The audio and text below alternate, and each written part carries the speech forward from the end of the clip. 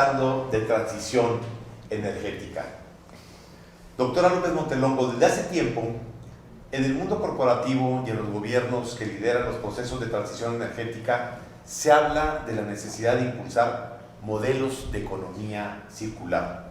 ¿Qué debemos entender por economía circular y qué posibilidades reales hay de impulsarla en países como México? Sí, la economía circular es una nueva visión, o una visión diferente más bien, una visión diferente de producir lo que necesitamos. Anteriormente, nuestra producción era lineal, donde obtengo materia prima, la transformo, la uso, la tiro. Esa era nuestra manera de hacer las cosas y de manejar las cosas. Esta economía circular, que empezó como una forma de producción, ha migrado a otras áreas, como por ejemplo la construcción, por ese uso intensivo del concreto y el acero, que no hay manera de reintegrarlos al ecosistema, que sean biodegradables, que no hay forma.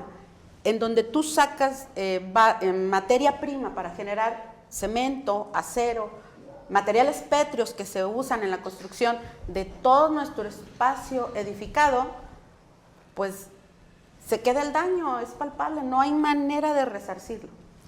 Entonces, esta economía circular lo que busca es pensar cómo le voy a hacer para regresar lo que me va quedando como residuo o que ya no lo voy a usar, cómo lo voy a regresar al sistema, de tal manera que se vuelva un círculo virtuoso, donde los desechos, los residuos y los impactos sean los mínimos. Eso aplica para todas nuestras actividades humanas, aunque este tema de economía circular se empezó en un sistema de producción. Okay. Ahora, esta economía circular, por ejemplo, está obligando o está poniendo el punto en la construcción, por ejemplo, para ver qué le hacemos al escombro. Un gran problema que tenemos en la edificación de ciudades, de nuestros espacios, edificios, es que cuando construimos desechamos mucho material de lo que va sobrando. Entonces, esta economía circular ha mostrado que esos desechos no son basura, sino que son materia prima, que los puedes reincorporar y ser materia prima de otro proceso, como puede ser, por ejemplo, un concreto de una demolición de un edificio. En lugar de que lo tires y te deshagas de él, lo recuperas y lo puedes volver a hacer concreto, o lo puedes usar en otro proceso, o lo puedes pasar a otra cadena productiva. Eso es economía circular. México y todos los países, toda la humanidad, tenemos una gran oportunidad de mitigar esos efectos que como humanidad hemos generado si nos metemos en esta dinámica de economía circular. Doctor González, la transición energética no se concibe sin una economía circular. No, claro que no. Y bueno, ya como comentaba la doctora, que es un enfoque en el que trataríamos de producir lo que necesitamos. A mí me gustaría adicionar algunos conceptos y también hacer algunos otros comentarios. Primero, yo creo que tenemos que ver esto de la transición energética no como algo de si queremos. Lo tenemos que hacer, además del problema medioambiental que estamos generando. Si no lo hacemos, vamos a pagar en términos económicos, y digo vamos, me refiero al país, vamos a pagar en términos económicos bastante el no haberlo hecho, ¿sí? El cambio que va a ocurrir o que ya está ocurriendo, yo me lo imagino mucho como la revolución industrial. Cuando leemos de la revolución industrial, yo creo que empezamos a comprender la profundidad de los cambios que hubo en los procesos productivos y en la organización geopolítica del mundo, y cómo surgieron economías más poderosas y otras que lo eran dejaron de serlo. Va a haber un reacomodo en ese sentido, y yo creo que tenemos que hacer énfasis y pensar bastante en lo que necesitamos para poder llevar a cabo esta transición.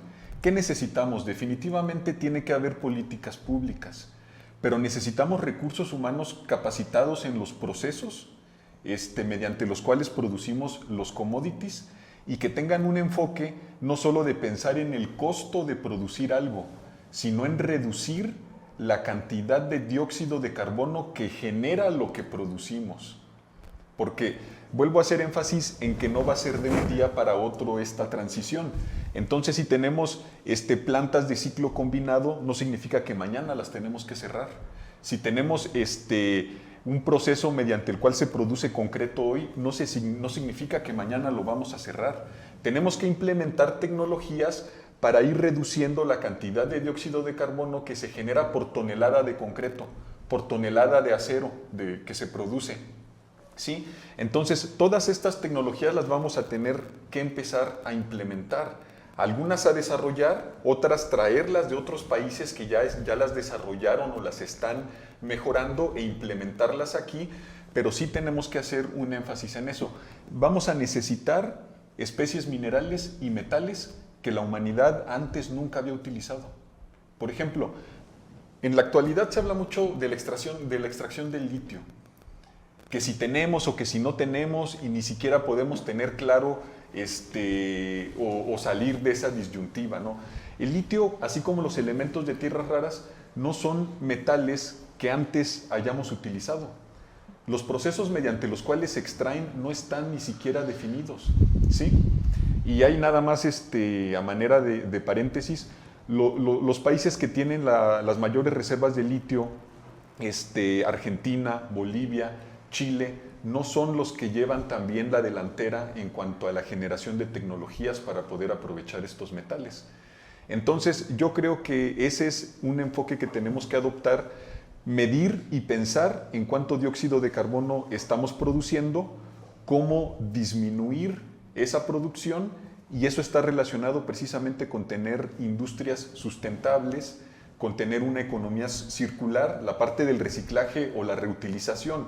En cuanto a los metales se refiere a los commodities que utilizamos, se pueden reutilizar algunos contados, el aluminio, por ejemplo, pero la mayoría, si se quiere regresar al ciclo, se tienen que reciclar y se tienen que implementar procesos otra vez, procesos químicos de manera general, para no entrar en especificaciones, procesos químicos para volverlos a purificar, o sea, que estén en su forma más pura. El cobre que utilizamos para transportar la energía eléctrica es puro, así no se encuentra en los yacimientos, se requieren procesos. El litio, como está en los yacimientos, no es como están en las baterías de un auto eléctrico.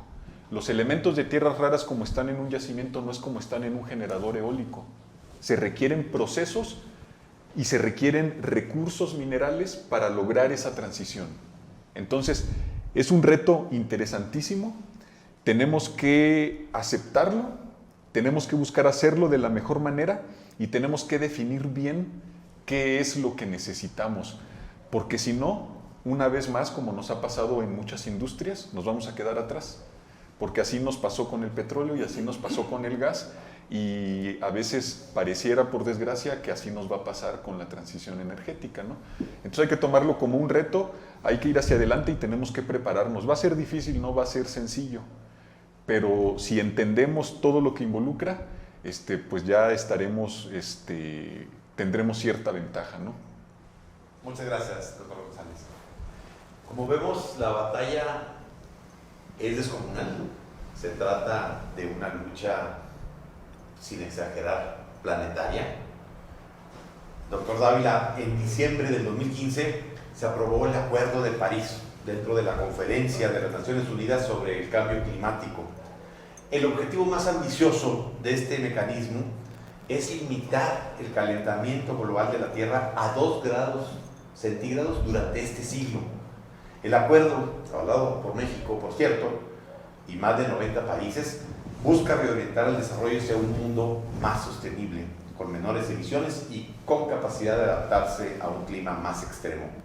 A 7 años, ¿qué balance podemos hacer de este acuerdo de París?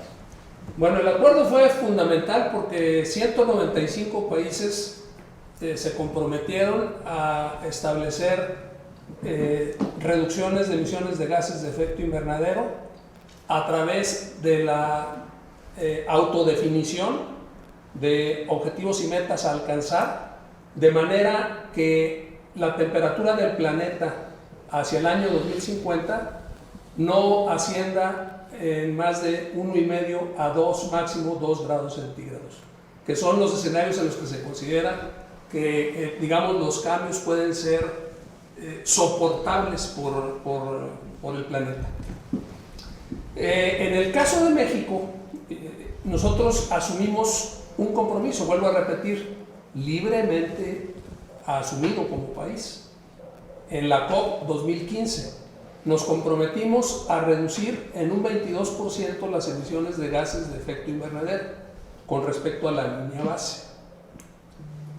Y la mitad de esa reducción depende del sector eléctrico. Ese compromiso se ratificó en octubre del año pasado por la actual Administración Pública Federal. Y en un documento oficial, que es el documento en donde el gobierno federal nos informa de la estrategia relacionada con la planeación del desarrollo del sector eléctrico, ya se está reconociendo que no vamos a cumplir la meta al 2024 de aportar el 35% de la generación eléctrica con energías limpias. Y eso está relacionado con decisiones de política pública del gobierno federal. Entonces, esto es un mundo de locos, porque en octubre el gobierno federal dice: yo me comprometo a cumplir lo que ofrecí en la COP 2015 en París, pero en los hechos, las decisiones que toma ya nos descarrilaron del cumplimiento de la reducción de emisiones del sector eléctrico, que, como señalé, es fundamental, porque ahí ya la tecnología es viable.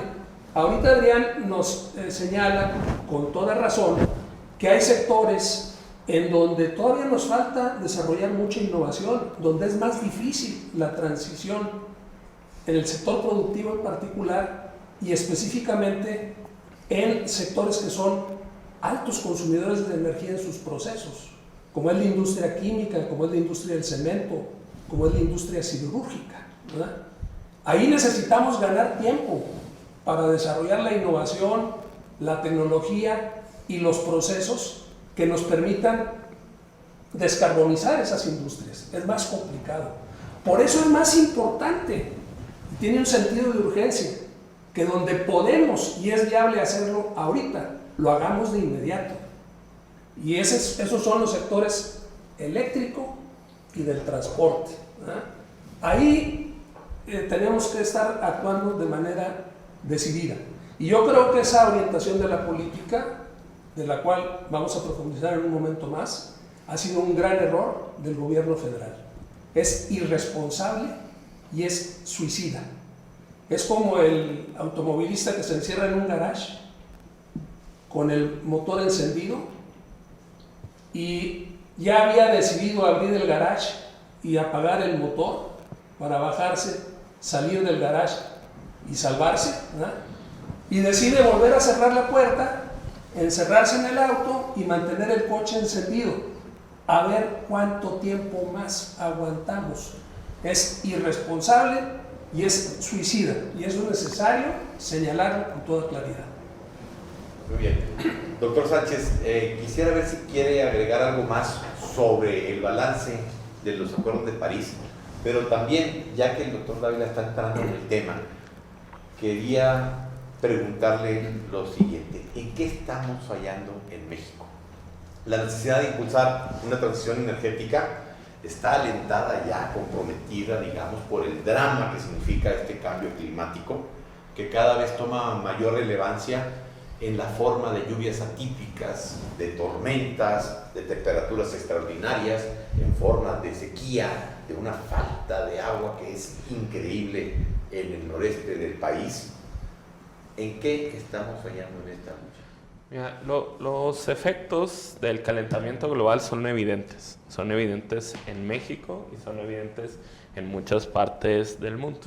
Hay un libro muy interesante llamado Planeta Inhóspito que teoriza acerca de qué es lo que puede pasar derivado de cada aumento de medio grado en la temperatura promedio en el mundo. Pero hay unos datos que son muy interesantes que se desprenden de ese libro.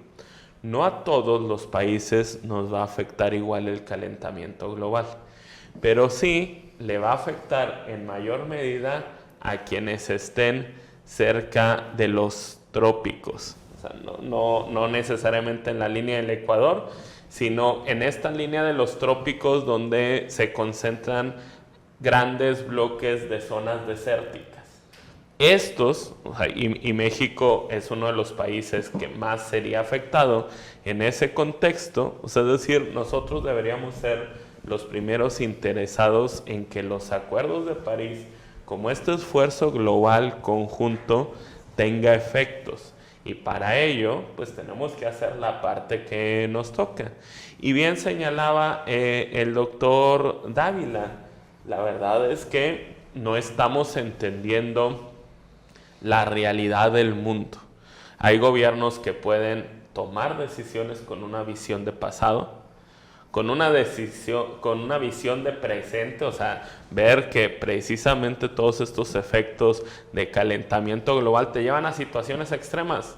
Un mes no tiene agua tu tercera ciudad más importante del país y unas semanas después se te está inundando otra zona del país que está a 200 kilómetros una de otra. Entonces, a esos extremos vamos a estar llegando y cada vez, y esto lo señalaba muy bien este libro de Planeta Inhóspito, por la probabilidad de que se den eventos desastrosos relacionados con el medio ambiente se incrementan. O sea, cada vez vamos a ver huracanes más fuertes, cada vez vamos a ver más erupciones volcánicas, cada vez vamos a ver más sequías, pero también cada vez vamos a ver incendios forestales o inundaciones. O sea, es esta parte en donde hay mucho exceso de algunas cosas y luego una escasez tremenda de otros. Y entonces también hay gobiernos que toman decisiones a futuro. Y creo que es ahí donde México se tiene que colocar. Y estas decisiones a futuro tienen que ver con esta parte medioambiental que insisto y recalco, es la fundamental, la central, pero también en un aspecto económico.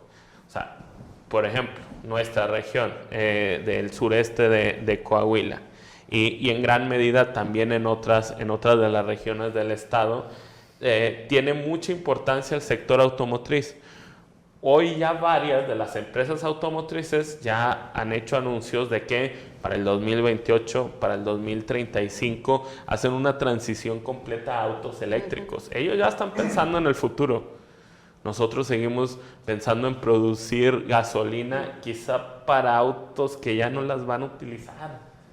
O sea, seguimos invirtiendo en infraestructura como en Dos Bocas, pensando en que el mundo va a tener una dependencia del petróleo muchísimos más años.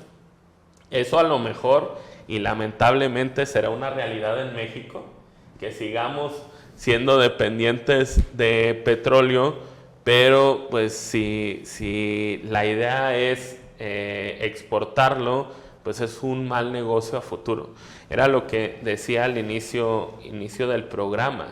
La cuestión es que si no empiezas a invertirle hoy en serio a energías renovables, el gran problema es cuando te llegue obsolescencia de muchas de las fuentes, no vas a haber hecho esta infraestructura que sustituya lo que estás perdiendo.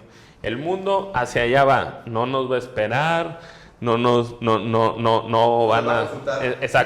a consultar, la realidad nos va a llegar, tenemos que elegir entre subirnos y aceptar esa realidad, independientemente de que tengamos como muchos intereses, inercias y ataduras, porque lo necesitamos tanto en materia medioambiental como en económica.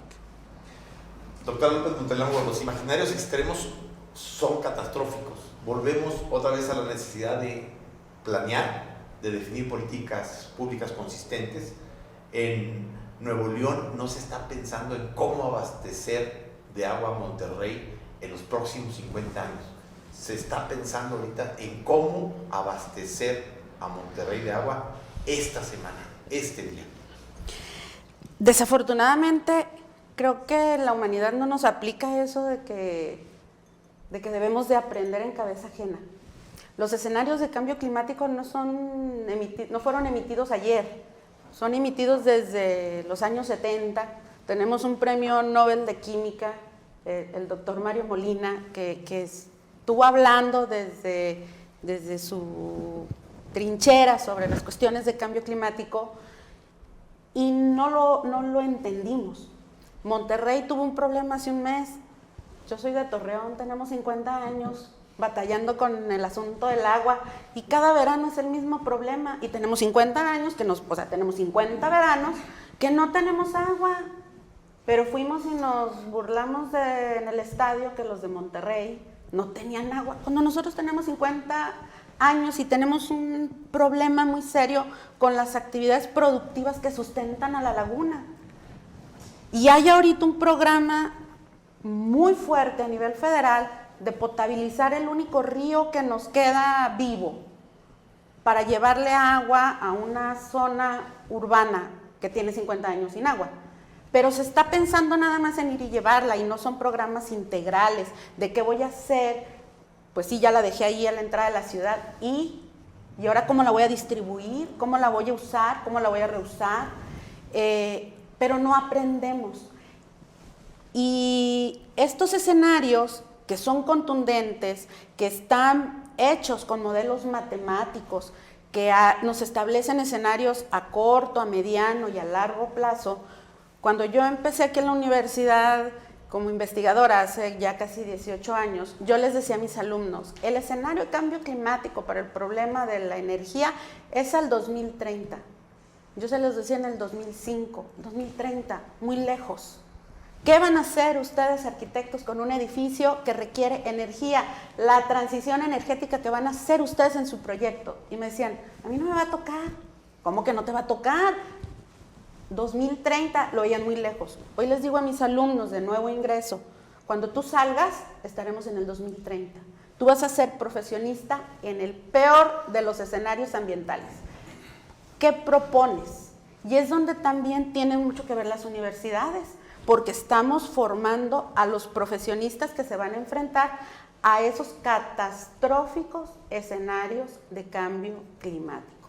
¿Qué les estamos enseñando? ¿Qué armas les estamos dando? ¿Qué visión de mundo les estamos dando a entender para que ellos ejerzan su profesión? Ahí es donde el por qué una materia transversal a todos los planes de estudio con temas de medio ambiente y otra de derechos humanos tiene la relevancia. Ahorita les dices a los muchachos y se van a enojar porque les van a poner unas materias que ellos dicen que son de relleno. No, no son de relleno, es lo que vas a necesitar para poder vivir en el escenario a partir del 2030. Cosas que ya vemos, estos escenarios tan ya planteados con tanto tiempo, y nos sorprendió una pandemia. No nos esperábamos una pandemia. Oye, revisa el escenario del IPCC de hace 20 años y hablaba de este tipo de situaciones y pues no nada más México, todos los países nos agarró desprevenidos. Entonces no aprendemos, no planeamos, después de lo vivido no resarcimos y no establecemos medidas de corrección. Pero el asunto es que es en la humanidad y eso es muy preocupante. ¿Qué van a hacer mis hijos y los hijos de mis hijos con el mundo que ahorita la sociedad estamos generando? Les vamos a dejar el peor de los planetas. Entonces, esos escenarios tan catastróficos parecen de ciencia ficción, lo vemos en las películas, ajenos, y ese es el problema, lo vemos ajeno, no me toca, a mí no me afecta. A mí qué me afecta que en una ciudad estén sin agua y aquí cerquitas están inundados en Musquis. Y ahora hay que generar mecanismos para apoyar a la gente que está inundada y hay mecanismos para apoyar a la gente que no tiene agua. Pues es que no hay política que vea esos escenarios. Están aquí, en el momento, en lo que tengo y en lo que en lo que necesito como político, no como política pública. Muy bien, gracias, doctora. Doctor González, el futuro nos alcanzó. Pues sí, ya, de hecho hay otro libro que se llama así, ¿no? El futuro ya está aquí. Yo entiendo que es puede, bajo algunas circunstancias, parecer desalentador el reto al que nos vamos a enfrentar, pero a mí desde el punto de vista de la tecnología y de la ingeniería me emociona, porque de verdad estamos viviendo una época que no tiene precedentes.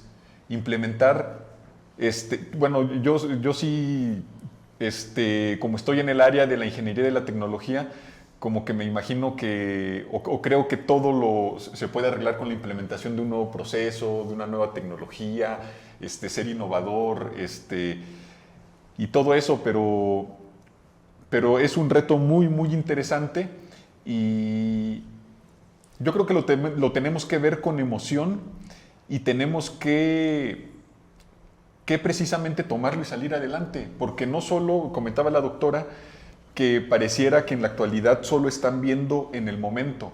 Yo concuerdo un poco con lo que comentaba el doctor Víctor, a veces no están viendo el momento, también están viendo pero más atrás.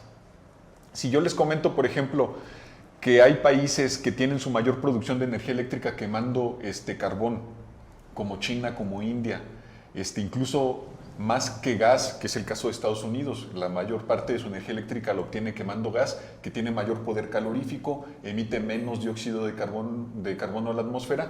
Pero en México estábamos con el gas y con el carbón, y ahora estamos con combustóleo, que produce más dióxido de carbono, que tiene menor poder calorífico y que emite otro tipo de contaminantes a la atmósfera.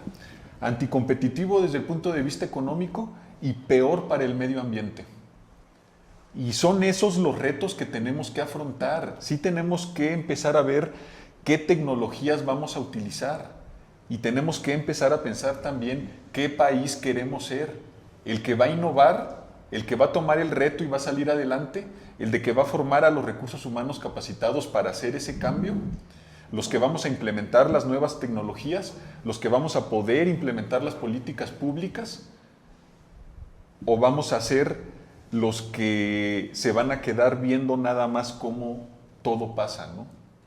Entonces yo creo que ese es el reto, y desde el punto de vista de ingeniería y ciencia, pues yo los invito a todos a que estemos siempre con esas ganas de aprender de nuevos procesos, de ver cómo podemos mitigar el calentamiento global, qué tecnologías vamos a utilizar, qué recursos necesitamos para poder estar más de acuerdo con las posibles soluciones que puedan surgir. Gracias por la aportación, doctor. Doctor Dávila, ¿qué plantea el gobierno de México en materia de transición energética? El gobierno del presidente Enrique Peña Nieto lanzó la Estrategia Nacional de Transición Energética y Aprovechamiento Sustentable de la Energía en un proyecto del 2013 al 2027. Se trataba de un mecanismo del Estado mexicano para impulsar políticas, programas, acciones y proyectos encaminados a conseguir un mayor uso y aprovechamiento de las fuentes de energía renovables y las tecnologías limpias.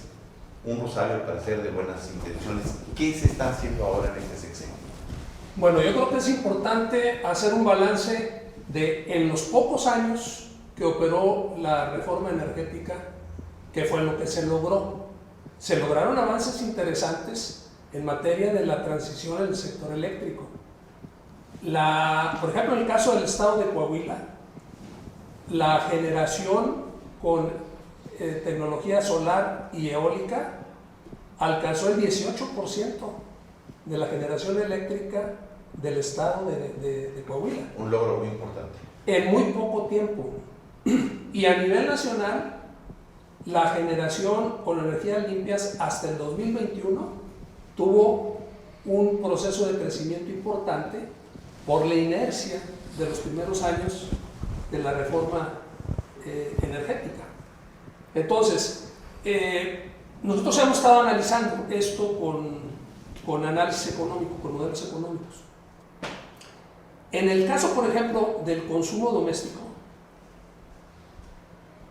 el consumo de electricidad en los hogares entre el 2013 y el 2018 creció casi el 18%. y sin embargo el gasto de los hogares en pesos reales bajó un 3%. Hubo más energía a un menor precio en términos reales. Efectivamente bajaron los precios reales de la energía y eso favoreció de manera más importante a los grupos de hogares de menores ingresos. Nosotros contrastamos las dos propuestas. La del gobierno anterior, que está en el documento del PRODECEN 2018, el último publicado por la administración anterior, y la de esta administración, que está en el PRODECEN 2022, que acaba de salir hace pocos meses. Y contrastamos esos escenarios en nuestros modelos, en producción, en valor agregado, en ingreso, en distribución del ingreso, en emisiones de gases de efecto invernadero, es muy superior lo que estaba ocurriendo con el avance en la reforma energética de lo que está sucediendo ahorita. Supuestamente la reforma energética ha tenido como propósito fundamental fortalecer a CFE y a Pemex.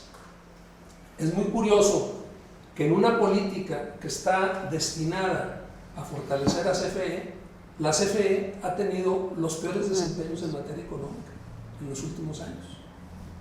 La CFE había empezado a generar beneficios en términos netos en 2017, 2018, hasta 2019. A partir del 2020 empieza a tener números rojos nuevamente y están creciendo de manera exponencial.